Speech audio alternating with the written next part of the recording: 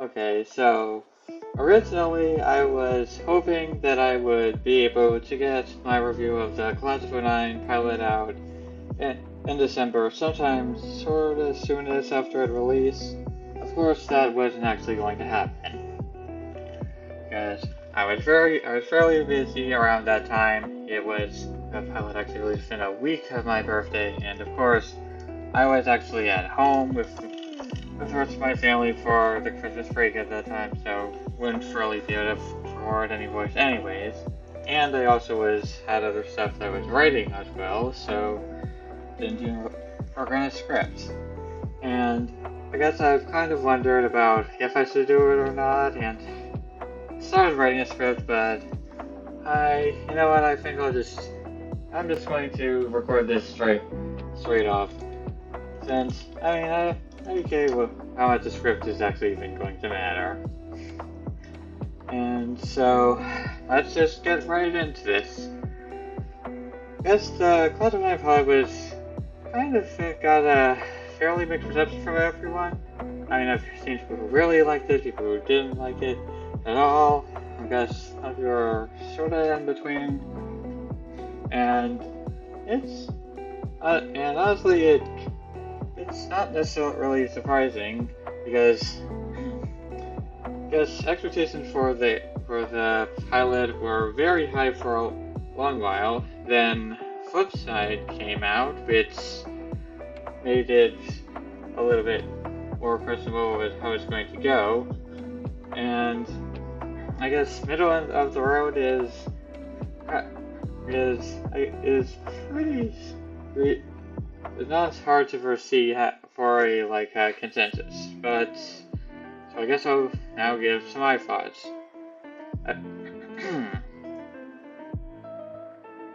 Okay, so and before we get into this, I think I should probably give a content warning here. This series has just a lot of edgy humor and stuff.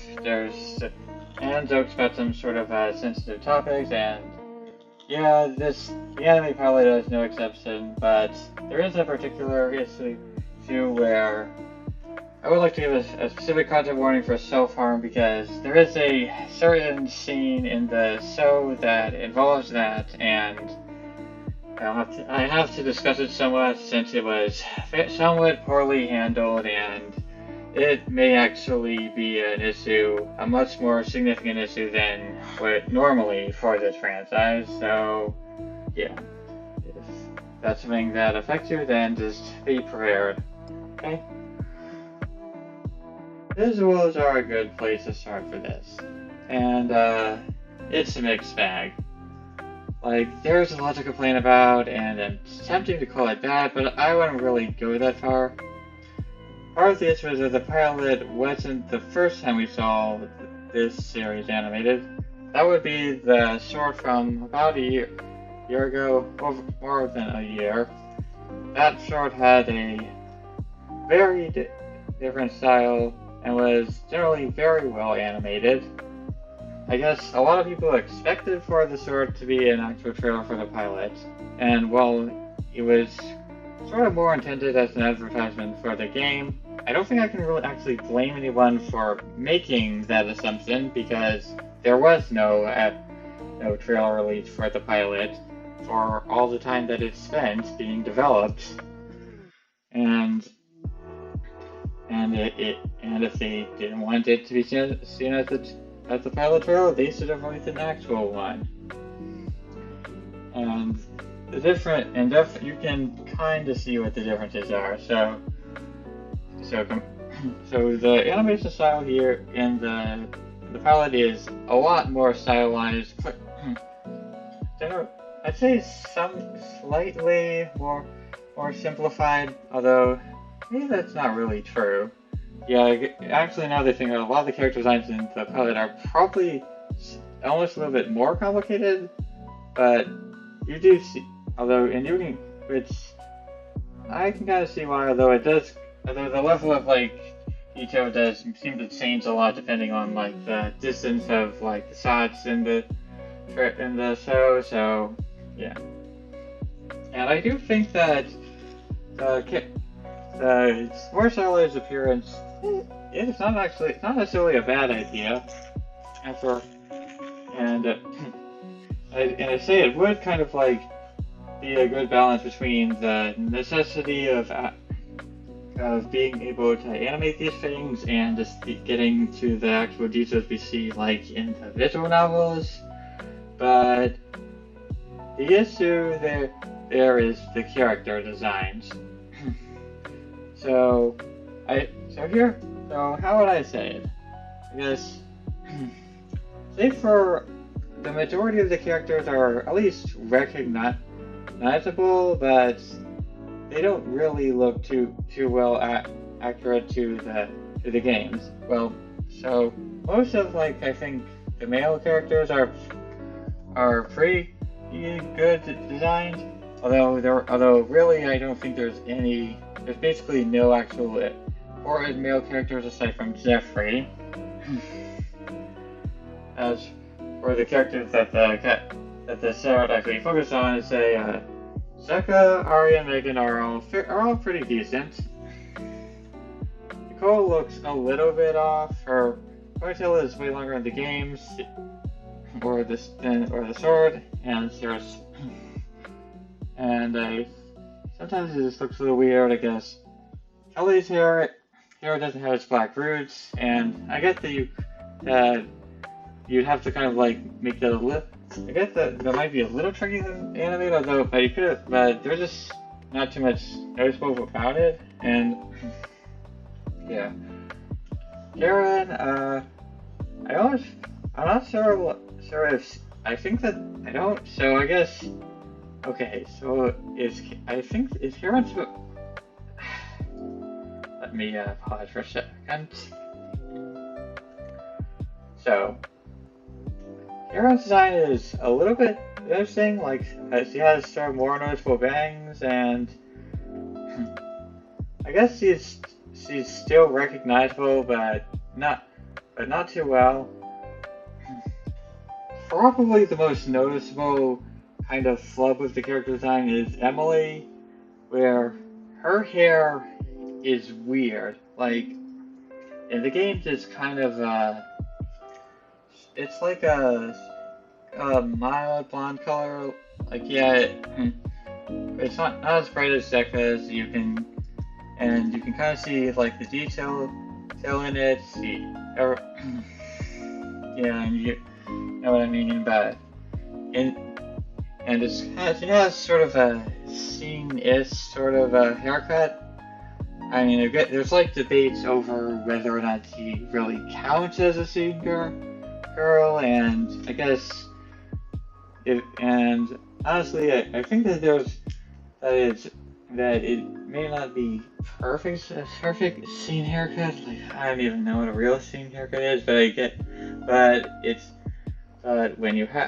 part of it is just not just about it, but when all of the characters have somewhat simplistic designs, and it's something that's arguably a lot more about her actual personality, which I'd say the design does actually kind of match with that. And so, in the short, her hair glows, and it's not just blonde bright. It looks like her hair is actually glowing in the scenes. Half the time I saw her, I almost thought that there was supposed to be some sort of weird lighting error going on, and I'm serious here. It's just really, really, really bright, and why? Because it is also, and that alone is just annoying, but it's also bright enough that you can't actually see any details in her hair, unlike any of the other characters. So it doesn't look like it has any texture, and her haircut is. I wouldn't say it's that different, just in shape, but without the actual texture, it doesn't really have the same a personality to it. So yeah, I heard someone who was discussed this on Twitter say that it almost seemed like they were like trying to like sand off the edges with the pilot, and I mean that could be a reason for this. Although if they were trying to sand off the edges, then I don't think they did a very good job. Which doesn't mean that they're not trying to sand off the edges, because SCN3 is not that great at marketing. Oh, and I'll get to what the issue is later. So, character design out the way. What about the actual animation? It's not great. Like, half of the time, I'm gonna put it bluntly.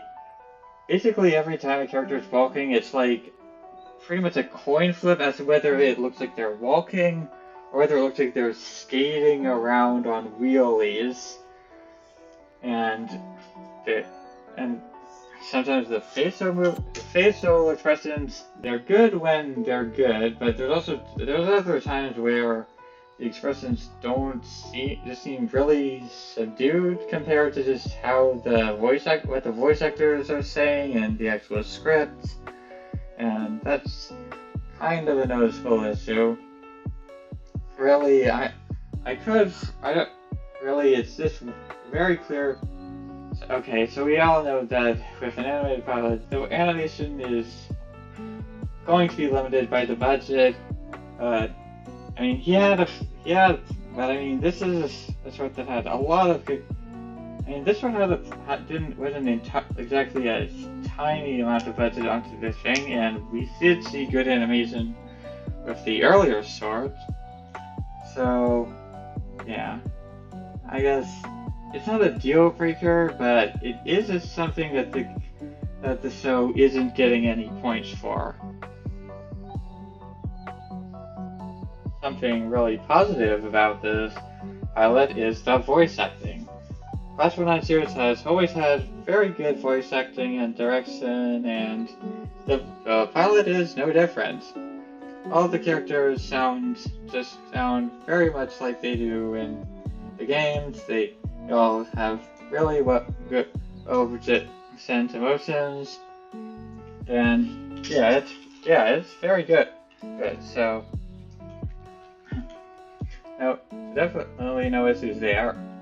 Honestly, the only thing I could say that could be negative about the voice acting is that it's actually good enough that it almost makes some of the other issues that the actual issues that the short has a bit more noticeable, like the times where the expressions aren't necessarily like strong enough to match what's actually happening in the script, but that's not the voice actor's fault. So, yeah. So here's the thing with all this. I guess all this was either expected to be like the voice acting, or it's something that it's just how it is, like with the animation and character design. I say that the animation character design is probably what's going to get criticisms, but it's not a deal breaker. But it's always kind of been the thing that's characterized the series, aside from voice acting, is the writing and the humor, and those are always going to be, and how well those went was always going to be what made or break the pilot. And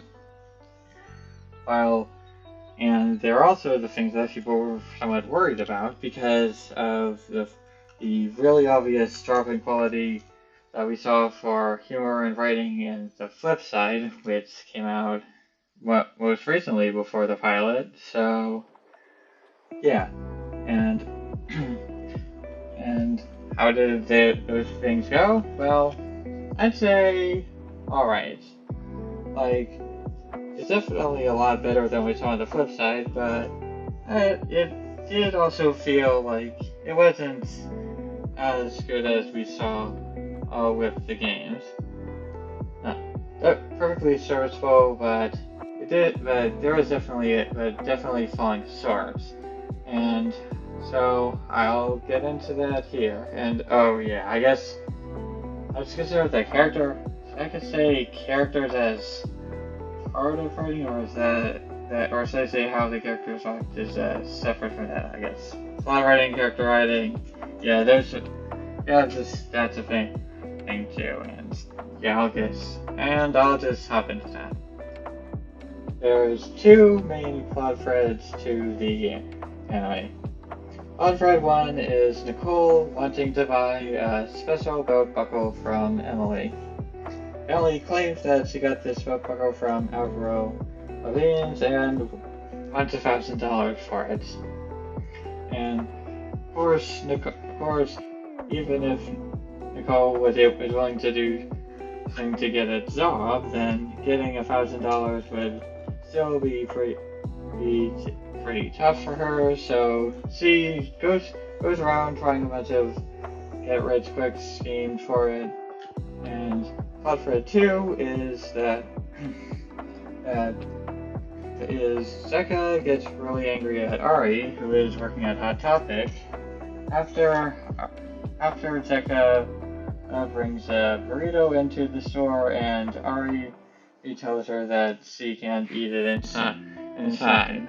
And so Zeka tries a bunch of these sort of weird kind of pranks that sort of disrupt what's happening at the store, and yeah. So eventually those two threads kind of start bouncing off each other at the end, and yeah. So I don't necessarily think that this was a bad choice to how things go, and while there are some finer details I'll get into in a second it's a fairly good concept, but we just start talking about like choices. The pilot itself is only 11 minutes long, and while having to, and I do feel like when you have just that not too much time, you can kind of start telling how having two plot threads, having two main plots, kind of gets a little cramped as to how the pacing is, because you don't really have much time to focus on either of them. And I think that it could have been and while it's not necessarily a game breaker, it could have been handled a little bit better. But so how do these two threads actually go? A few things about Nicole's plot line seemed a little bit off to me, even if I think that most of it was pretty good. So, first off, why exactly is Nicole trusting Emily about the belt buckle? Like, Emily does show a picture of the buckle that shows definitely looks like the one Avril Lavigne had, but it could also just be a fake, and again, Emily both lies about a lot of stuff, and that she's very much known to have some sort of mental illness. I mean, I'm not sure what sort of continuity this is supposed to have with the game, so it's possible that that Nicole is just new here and apparently does not know anything about Emily. But I mean, in the same scene where she shows them the belt buckle, she also shows a bunch of drugs that she has, where she just literally mixed them all like together and says she knows which is which, and then later we show that she probably doesn't. So yeah, I'm really not sure. I think that would probably be enough to know that she might not be reliable, and I mean, it would be more acceptable. I think it wouldn't stand out as much if Nicole didn't just trust her on this, but also is that she trusts her enough to pay Emily $1,000 for the buckle. And yeah, so so we see over the fault line, Nicole goes around, looks for a bunch of get rich quick schemes. None of them work, of course, and it is definitely kind of funny to see her doing this. I've heard some people say that it's out of character because she's shown in like some routes of the games that she got a job, but I guess the big difference here is, well, it's not like, I'm thinking it was the route she had a reason to actually get a job because she needed money long term, whereas here she just wants $1,000 right away, and I guess, and with Nicole, she's very, very lazy, so yeah, it does make sense for her. And then there's Flat Fred too. Jekka's side of the story is a bit kind of weirder. First off, so we see that, so the incident starts when Nicole and Jekka both get burritos at Chipotle. Nicole finishes hers pretty much normally, while Jekka the whole time only takes like a nibble. And then Jekka says that she's just taking her time to eat it. And so two of them go to Hot Topic. Jekka still brings a burrito. Ari's working there, and she says to Jekka that she's not allowed to bring food in. Jekka gets really angry over this, and then for the rest of the pilot, she starts like trying to mess with Ari and mess with the store in general. So it is kind of surprising since Jekka hasn't really been vindictive, I think, in the last games. Usually Nicole's the one who does lots of really petty revenge stuff, but I guess it's not necessarily completely out of character for her to do this. I heard some people suggest that it might be that she might have some sort of eating disorder, and that could be an explanation for why she behaves like this. I'd be surprised if that would be what the offer intended, but I mean, actually, well, we know that there's more than one person. We know that there's multiple people, right? We're working with SPN Free for this, so I mean, that could be a good explanation. And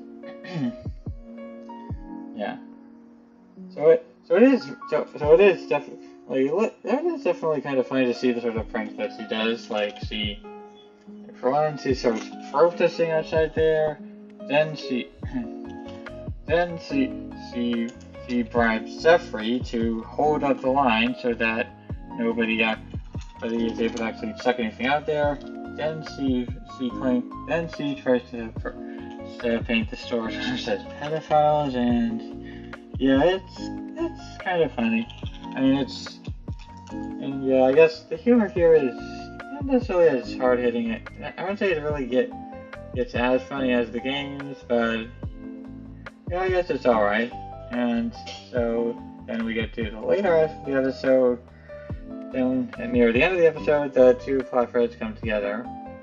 When basically what happens is Jekka is gonna tell Nicole about this plan she has to sabotage the store by setting up this giant trap with a bunch of syrup balloons falling down over the store's entrance when someone comes in. And so Nicole working with Emily, Nicole gives the security at the mall a tip about this, and the mall cops remove the prank. Becca is temporarily banned from the mall, and Nicole apparently gets the money to buy the bracelet from Emily. I'm it's kind of, and would you actually get that much money from a tip? Like usually if you can just look at the news, you see how hard it is to actually get a tip, even if you're reporting a real crime. But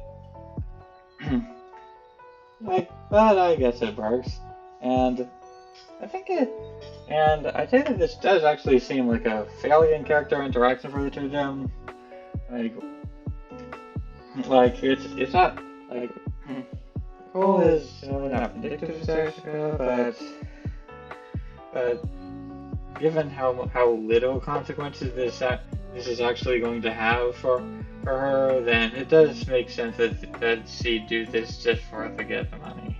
Yeah. And so after that, the two of them meet again. Jessica is angry, but although not too angry.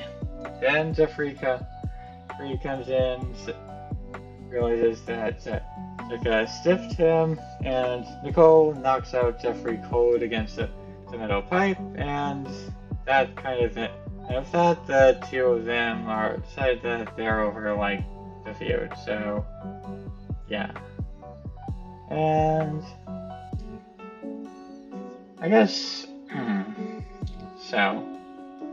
The writing here felt, I guess, serviceable. I mean, you can definitely a lot of the way that we get the characters reacting to each other almost feels a little bit more exaggerated in the games, and the sort of part at the end where the two of them kind of get over it is kind of. This feels kind of rushed. Yeah, this sword. Yeah, I guess that the sword runs. They weren't going to have the budget for making much longer, so I kind of get it. But yeah, it definitely feels like they should have tried to pare down something, or maybe sort of string out a little bit. Yeah. I'd hardly say that the sword is bad. I mean, by the standards of a kind of anime comedy, so it's pretty decent. So, and the humor I'd say is pretty okay. I hate it.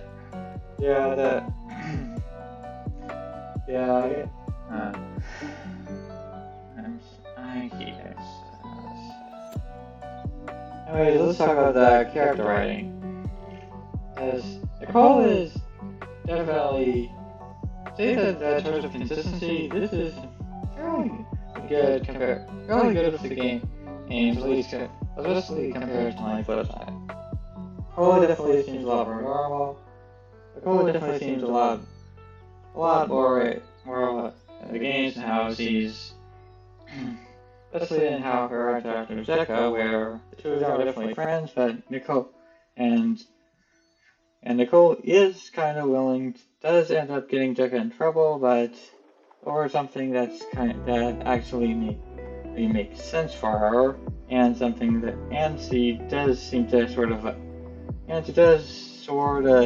some actual care about it,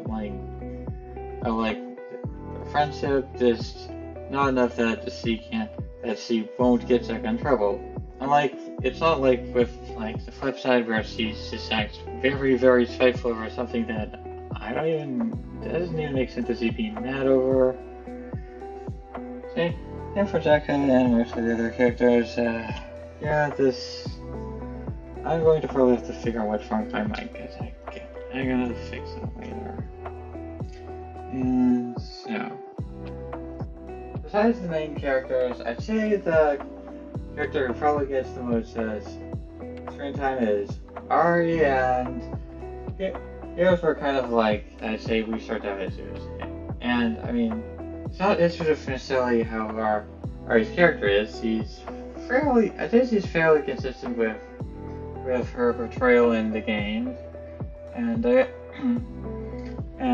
and and she's seems kind of and mostly in that she's one of the more normal people in the series. So yeah, but the kind of issue starts to come in with not necessarily what our character has written, but what exactly happened, because there's a scene in the show that I can't see, and I'm probably not even going to bother adding images, but there's a scene where she's shown committing an act of self-harm to herself on camera, and it is shown with sound effects and invisible for the show. And okay, so if you're watching this, I guess someone's probably going to say, okay, but it was in the games, and yeah, we heard that she had self-harm issues in the games, but you know what? It's invisible now. We didn't actually see it there, and in the show we actually have it seen on screen. And the thing is, there is no actual this is stuff that you probably really don't want to show if your audience is maybe teenagers, and they didn't even bother, and SN3 didn't bother at all to put a content warning or anything on the video. Although that's not necessary anymore because YouTube put a content warning on it for them. And this is it seems like a really bad idea to do this, not just for the ethical reasons, but also because this sounds like something that's kind of going to be a problem for pitching the show to an actual network. And yeah, aside from Ari, I don't think that other characters, I guess, are fine. Like Jeffrey's characterization has fluctuated a lot between the games, and I mean, I'd say he seems pretty much generally. There's nothing really out of line for him here. Emily, I guess seems pretty. Emily's. Well, from what we see of her, there's nothing that stands out, and yeah. Anyways, and this is getting a little long, and not doing this for the script was probably a bad idea, but I'm not redoing it, so yeah.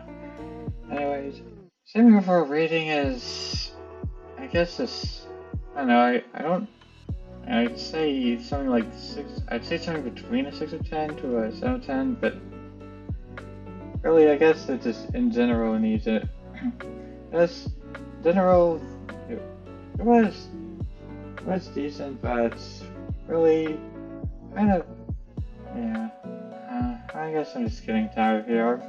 I'm just gonna switch all these things, and I'm just probably just gonna set this together and just upload it just real quick.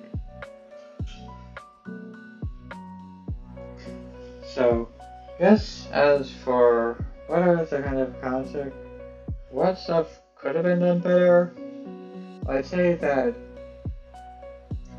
they probably, I'm not sure if it was a good idea to go with 2 separate plot threads, just given that with the limited runtime, it was always going to be kind of squeezed together, so I guess if you want to different plot threads, you'd have to kind of maybe get it to, you'd have to kind of weave them together a little bit more so that they don't feel like they're competing for space as much.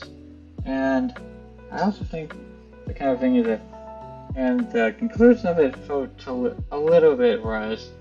I mean, it's something where I guess you could see how it could play out better if it had the time, but it didn't have the time. So, yeah. I probably just, yeah. I mean, to say that overall it's alright, I'm going to work on it better. going to be working on a better video for this series sometime later, so... And also, like, just going to, like, get my mic a little bit. Probably going to do that once I get, like, a better mic. And once I have time to put a script together, so... Yes, so I'll just probably end this here. And, sorry if this was, like, kind of a low quality bit. I'll see y'all later. Yes.